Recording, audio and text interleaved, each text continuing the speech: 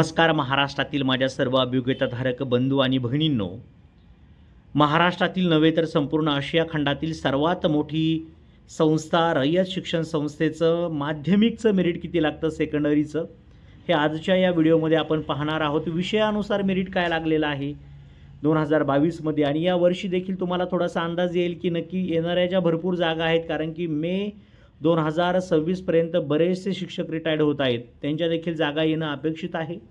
आपण या ठिकाणी पाहिलं तर पहा, सेकंडरीसाठी ओपनचं मेरिट होतं. रयत शिक्षण संस्थेचं एकूण जर पाहिलं तर 115 पोस्ट होते आणि 131 मेरिट लागलेलं होतं जनरलसाठी.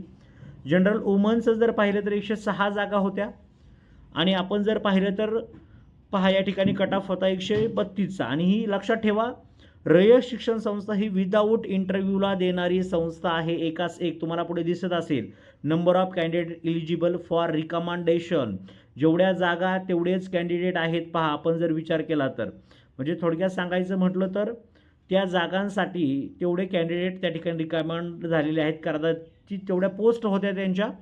परंतु आपण जर पाहिलं तर रिकमेंड कमी का झालेत, कारण की तेवढं मेरिटपर्यंत पोहोचणारे कॅन्डिडेट मिळाले नाहीत. एक सर्व्हिसमेन्सच्या आपण जर पाहिलं तर 53 जागा होत्या, परंतु 14च कॅन्डिडेट त्यांना मिळाले. 58 गुणांचं मेरिट लागलं आहे. जनरल अंशकालीनचं जर पाहायला गेलं तर 35 जागा होत्या, 19 जागा भरल्या गेलेल्या आहेत आणि 58 मार्क्सचा कट ऑफ होता, खूप कमी कट ऑफ होता. प्रोजेक्ट अफेक्टेड जर पाहिलं तर 111 गुणांचा कट ऑफ होता रयत शिक्षण संस्थेचा. 18 पोस्ट होत्या, 18च्या 18 भरल्या गेलेल्या आहेत. जनरल अर्थ क्वेक अफेक्टेड असं म्हणतो आपण, 7 जागा होत्या, 7ही जागा भरल्या गेलेल्या होत्या. 107 चा कट ऑफ होता खरं तर. जनरल स्पोर्टमन पाहिलं तर 18 जागा, 18 पोस्ट आणि 86चं मेरिट होतं स्पोर्टमॅनचं. ऑर्थो जर पाहिलं तर 123चं मेरिट होतं. लो व्हिजन चा जो कॅन्डिडेट आहे त्यांचं मेरिट होतं 179 मेरिट होतं, खूप मोठं हाय मेरिट होतं खरं तर. PhDEFचं मेरिट होतं 106 गुण. PhIDचं मेरिट होतं 87. त्यानंतर PhMDचं मेरिट होतं 87. अर्थ एक्सटर्नल ऑर्फन म्हणतो आपण त्याला, 94 गुणांचं मेरिट होतं. SC कॅटेगरीचं मेरिट होतं 114 गुण. SC वुमनचं मेरिट होतं 113 गुण. आपण जर पाहिलं तर पहा 57, 50 अशा जागा होत्या. एक सर्व्हिसमेन आपण जर पाहिलं तर 25 जागा होत्या, एकही त्यांना एक सर्व्हिसमेन मिळाला नाही, एकही जागा भरली गेली नाही त्या ठिकाणी. आपण जर पाहिलं तर प्रोजेक्ट अफेक्टेड पाहूया, 8 जागा, 8ही भरल्या गेल्या होत्या. 99चं मेरिट होतं SCचं. SC अर्थ अफेक्टेड जर पाहिलं तर 80चं मेरिट लागलेलं आहे. त्यानंतर SC स्पोर्ट पर्सन 8 जागा होत्या, 6 भरल्या गेल्या, 58 गुणांचं मेरिट होतं. आपण जर अशा पद्धतीने जर पाहिलं तर SC PH लो व्हिजन 145चं मेरिट आहे. SC अर्थ ऑर्फन 95चं मेरिट आहे. OBC ओपनचं मेरिट जर म्हणजे ओपन नॉट ॲप्लिकेबल म्हणतो आपण त्या कॅटेगरीचं मेरिट, म्हणजे प्युअर मेरिट म्हणूया आपण, तर ते 125चं मेरिट होतं.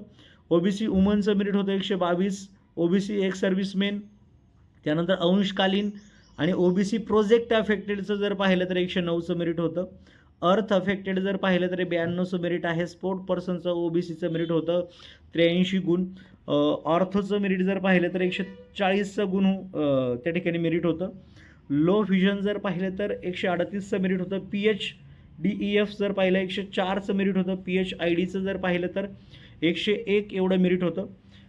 त्यानंतर पाहिलं तर PhMDचं पाहिलं 90चं मेरिट होतं. त्यानंतर इंटरनल ऑर्फन जर पाहिलं तर 94 गुणांचं मेरिट आहे.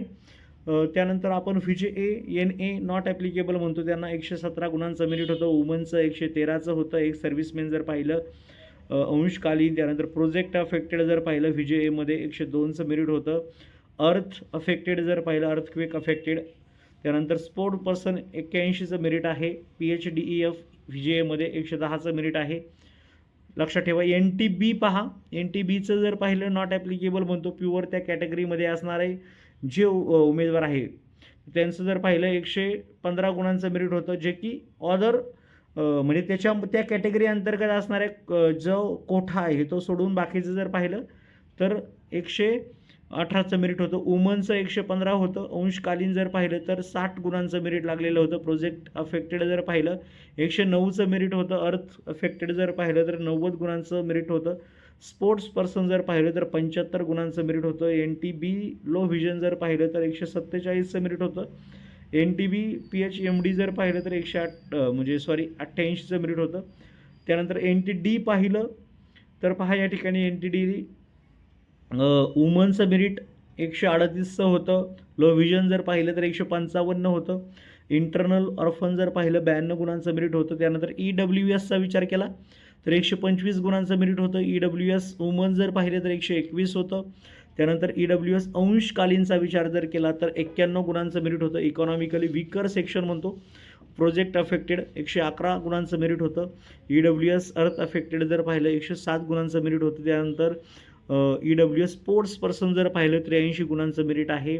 Economically weaker section EWS ortho PH 128 गुणांचं मेरिट होतं. त्यानंतर इकॉनॉमिकली वीकर सेक्शनमध्ये EWSमध्ये PH लो व्हिजनचं 152 गुणांचं मेरिट होतं. इंटरनल ऑर्फन पाहिलं 87 गुण होते. एक्सटर्नल ऑर्फन त्याच्यामध्ये EWSमध्ये जर पाहिलं तर 100 गुणांचं मेरिट होतं. अशा पद्धतीने हा खूप महत्त्वाचा रिपोर्ट आहे.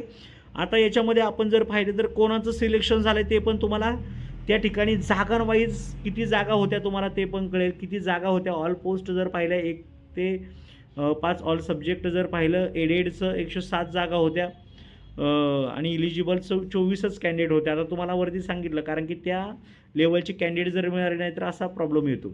त्यानंतर ग्रॅज्युएट टीचर जर पाहिलं इंग्लिशच्या 71 जागा होत्या 111चं मेरिट आहे. त्यानंतर ग्रॅज्युएट टीचर जर लँग्वेज हिंदी पाहिलं तर 45 जागा होत्या 72चं मेरिट त्या ठिकाणी लागलेलं आहे. ग्रॅज्युएट टीचर 6 ते 8 लँग्वेज मराठीचं जर पाहिलं तर अगदी 50 पोस्ट होत्या 107चं मेरिट लागलेलं होतं. ग्रॅज्युएट टीचर 6 ते 8 विचार जर केला तर 1 जागा होती 123चं मेरिट होतं.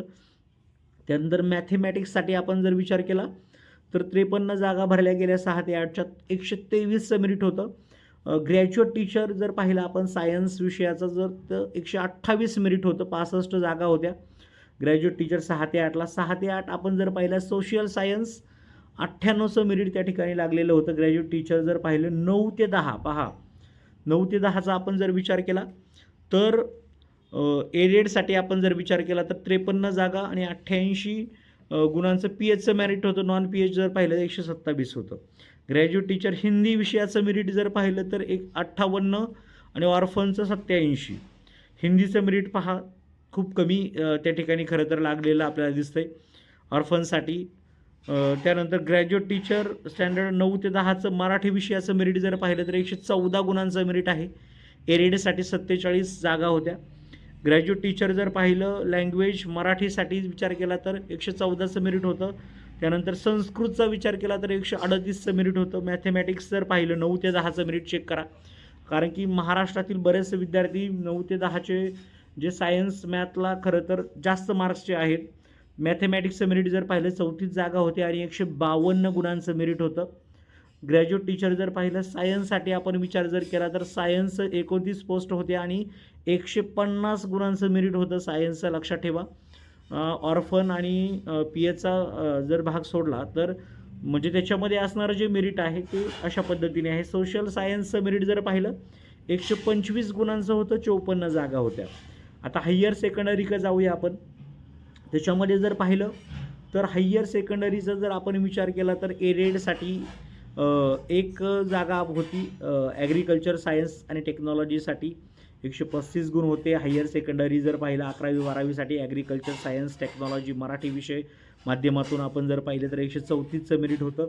Higher secondary animal science and technology English medium जर विचार केला तर 134 गुणांचं मेरिट होतं. बायोलॉजी विषयाच्या 11 खरं तर जागा होत्या. 135चं मेरिट लागलं होतं आणि PH फिजिकली हँडिकॅप आपण म्हणतो 101चं मेरिट लागलेलं होतं. हायर सेकंडरी 11वी 12वीसाठी बुक किपिंग अँड अकाउंटन्सीचं मेरिट काय होतं पहा 133 गुणांचं मेरिट होतं. बुक किपिंग अँड अकाउंटन्सीच्या 11 जागा होत्या. 11ही भरल्या गेल्या. त्यानंतर हायर सेकंडरी केमिस्ट्री विषयाच्या 2 जागा होत्या. 105चं मेरिट खरं तर फिजिकल हँडिकॅपचं लागलेलं होतं. त्यानंतर हायर सेकंडरीचा जर विचार केला तर 134 गुणांचं मेरिट होतं इकॉनॉमिक्स विषयाचं इंग्लिश मिडियमसाठी. हायर सेकंडरी इकॉनॉमिक्स मराठी माध्यमचा विचार केला तर 144 एवढं मेरिट लागलेलं होतं रयत शिक्षण संस्थेचं. हायर सेकंडरीचा विचार केला तर इकॉनॉमिक्स कोऑपरेशनचा विचार केला तर 105चं मेरिट होतं. नॉन फिजिकल हँडिकॅप असं म्हणतो रेग्युलरचं मेरिट होतं. 105 गुणांचा सुद्धा कॅन्डिडेट लागलेला आहे मराठी माध्यम. हायर सेकंडरी एज्युकेशनचा विचार जर केला 11वी-12वीसाठी तर 131 गुणांचं मेरिट होतं. हायर सेकंडरी टीचर जिओग्राफीचा जर विचार केला तर 137चं मेरिट होतं. हायर सेकंडरी जनरल पॉलिटिकल सायन्सचा विचार जर केला तर 126 गुणांचं मेरिट होतं. हायर सेकंडरी टीचर आपण जर पाहिलं तर एरेडसाठी विचार केला तर 128 गुणांचं मेरिट होतं. हिस्ट्री आणि इकॉनॉमिक्सची कॉम्बिनेशनमध्ये जागा 11वी-12वीसाठी पाहिलं तर 116 गुण. हिस्ट्री पॉलिटिकल सायन्स जर पाहिलं आपण इंग्लिश मिडियमचं तर 144चं मेरिट होतं. आणि हिस्ट्री पॉलिटिकल सायन्स मराठी मीडियमचा विचार केला तर 134चं मेरिट होतं. लँग्वेज जर पाहिले 11वी-12वीसाठी हिस्ट्री इंग्लिशमधून तर 131चं मेरिट होतं. लँग्वेज हिंदी 11वी-12वीसाठी विचार केला तर 110चं मेरिट होतं. लँग्वेज हिंदीमध्ये हिस्ट्री जर पाहिलं हिंदी हिस्ट्री कॉम्बिनेशनमध्ये जागा होती 117चं मेरिट होतं. त्यानंतर 11वी-12वीसाठी मराठी आणि इकॉनॉमिक्स कॉम्बिनेशनमध्ये जागा असते 115चं मेरिट होतं. लँग्वेज मराठी आणि लँग्वेज हिंदी कॉम्बिनेशनमध्ये 122चं मेरिट होतं. OC विषय जो आहे कॉमर्सचा 11वी-12वीसाठी मेरिट 140 होतं. फिजिक्स विषय जर पाहिला जो माझा विषय आहे फिजिक्सचं जर पाहिलं पहिल्या फेजमध्ये आपण जर पाहिले तर 147चं मेरिट होतं. फिजिकली हँडिकॅप 111 आणि ऑर्फन 100चं मेरिट होतं. पॉलिटिकल सायन्सचा विचार जर केला तर 151चं मेरिट होतं.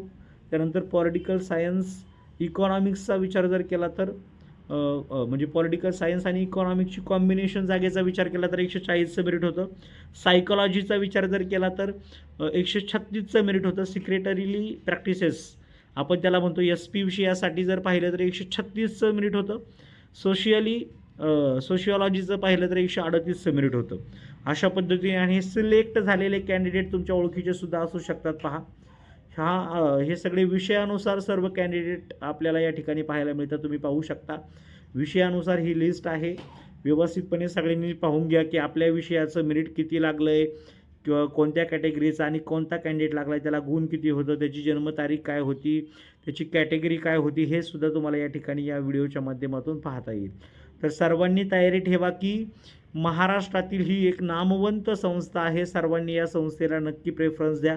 तुम्ही प्रेफरन्स नंबर जर प्रत्येकाचे चेक केले तर पहिल्या 5 ते 6मध्ये तुम्हाला सर्वांचे प्रेफरन्स दिसत आहेत. खरं तर विचार जर केला तर म्हणजे सांगायचं एवढंच की ही खूप महत्त्वाची आणि खूप मोठी संस्था आहे ज्यामध्ये तुमचं काम 100% होऊ शकतं.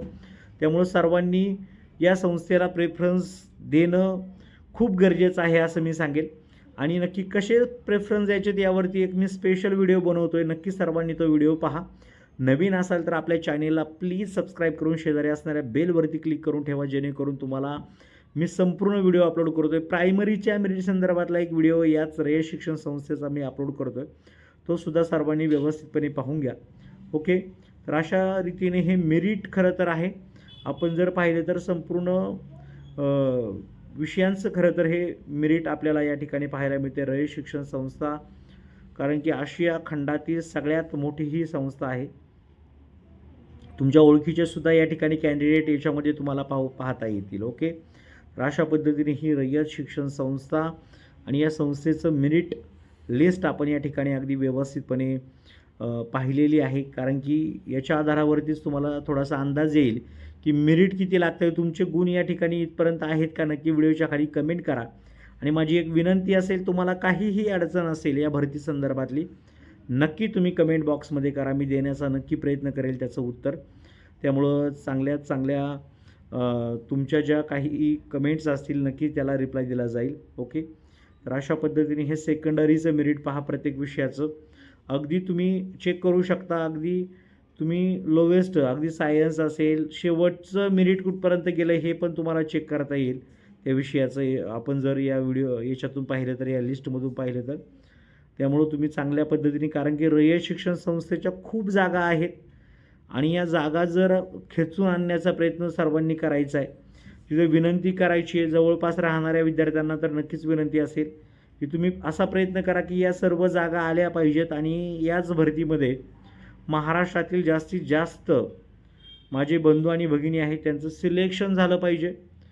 कारण की ही भरती जर पाहिलं तर 2025ला याची परीक्षा झाली, 26 आता उजाडलं आहे आणि सर्वच्या सर्व अभियोग्यताधारक भरतीच्या प्रतीक्षेमध्ये आहेत. कधी भरती होईल आणि कधी आम्ही जॉईन होऊ असं त्यांच्या मनामध्ये एक खूप मोठा प्रश्न पडलेला आहे. नक्कीच लवकरात लवकर याच्या ॲड आपल्याला येणार आहेत, कारण की सध्या चालू असलेली जी संच मान्यतेचा आपण विचार जर केला आणि जे जिल्हा अंतर्गत बदली असेल किंवा अंतर्गत बदली असेल तीसुद्धा आपल्याला पाहता येते. ही यादी सर्वांना या ठिकाणी पाहिलेली आहे सर्वांनी. ओके, अशा पद्धतीने ही यादी आहे. ओके, हे संपूर्ण कॅन्डिडेट आहेत जे की या ठिकाणी सिलेक्ट झालेले कॅन्डिडेट आहेत. तुम्हाला मी महाराष्ट्रातील सर्वच्या सर्व संस्थांविषयीचं मेरिट या आपल्या चॅनेलवरती उपलब्ध करून देणार आहे, जेणेकरून तुम्हाला अंदाज येईल की नक्की कोणत्या विषयाचं मेरिट काय लागतं आणि कोणत्या संस्थेमध्ये विदाऊट इंटरव्ह्यू सिलेक्शन होतं. एकही रुपया त्या ठिकाणी लागत नाही. तुमच्यात फक्त कष्ट करण्याची तयारी पाहिजे, तर तुम्हाला कुठेही कसंही तुमचं सिलेक्शन होऊ शकतं. ओके, तर पहा या ठिकाणी रयत शिक्षण संस्था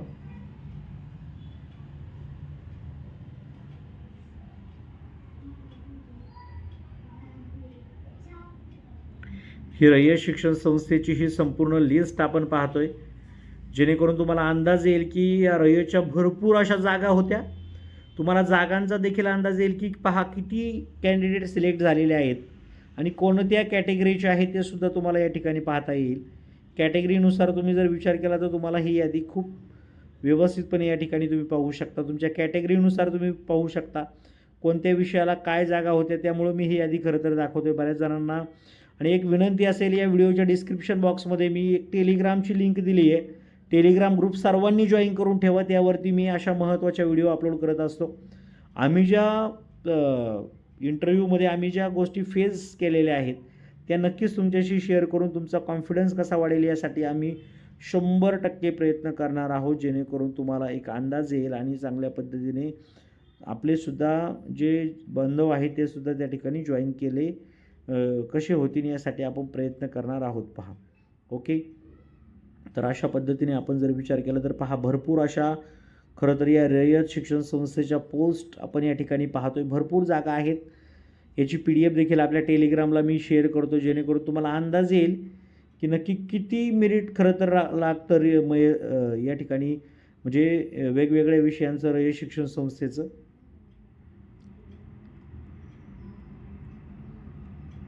पहा, या संपूर्ण जागा या आपण जर पाहिलं तर रयत शिक्षण संस्थेच्या जागा आहेत आणि खूप महत्त्वाच्या जागा आहेत ज्या की विदाऊट इंटरव्ह्यूला आलेल्या होता. आणि महाराष्ट्रातील मॅक्झिमम संस्थांमध्ये ही जर संस्था पाहिली तर महाराष्ट्राची सर्वात मोठी संस्था, 639 जागा त्या ठिकाणी त्यांनी भरलेल्या होत्या फेज 1 मध्ये. ओके, अशा पद्धतीने ही रयत शिक्षण संस्थेच्या संपूर्ण जागांविषयी आपण अभ्यास केला. प्रायमरी सेक्शनसुद्धा अपलोड केला आहे, तो सुद्धा तुम्ही पाहून घ्या. सेकंडरी हा सेक्शन आहे. सर्वांना all the best. Thank you so much.